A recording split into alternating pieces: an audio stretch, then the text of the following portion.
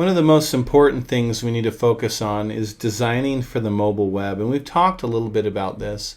Now the W3C has put out a list of best practices for mobile web design, and you can kind of go through this, but mobile web design, you have to think about this differently than you do a desktop layout. Everything tends to be very vertical, right? Users don't scroll down as far always. Navigation has to be collapsed in and fit within that little tiny space. And I want to talk a little bit about some guidelines that would help out with those types of designs. First off, you really need to prioritize what elements need to be up at the top of the page. Again, people don't scroll down very far unless there's something pushing them down that way.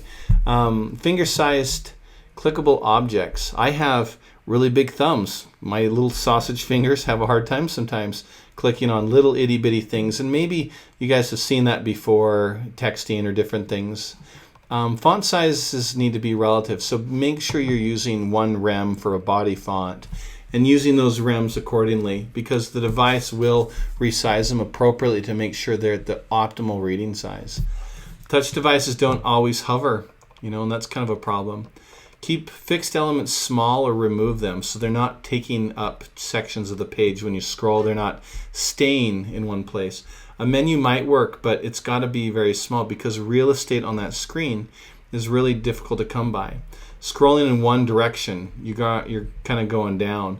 Long pages need content navigation, so maybe the top of them, it can skip down to sections of the page.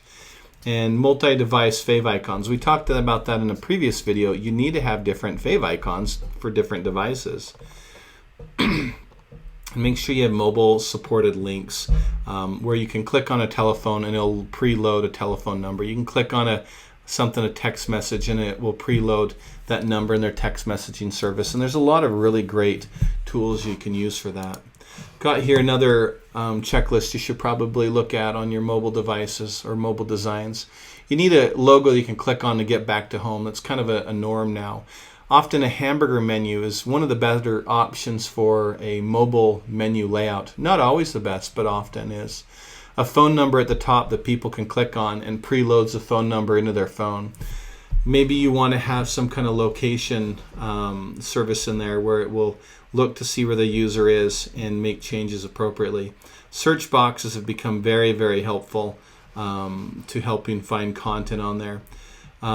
Business descriptions have lots of space, lots of white space on there. Don't clutter things, it's too hard. Less words, get right to the point. Try not to clutter it too much. You got to remember that there's small screen sizes, low bandwidth. You might have font or even color issues. Processors can be low. They don't always have the best, and you lose a lot of functionality. So you've got to be aware of some of these things as you're designing for mobile.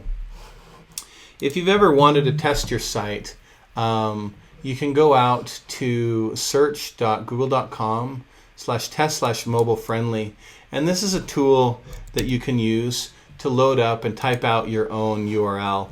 So the example I was looking for was dixie.edu, and it would pull up here and show us that we got a mobile-friendly website. And it'll go through and look to see how close everything is next to one another and how things are looking. But it's a really easy way to tell if your site is mobile-friendly or not.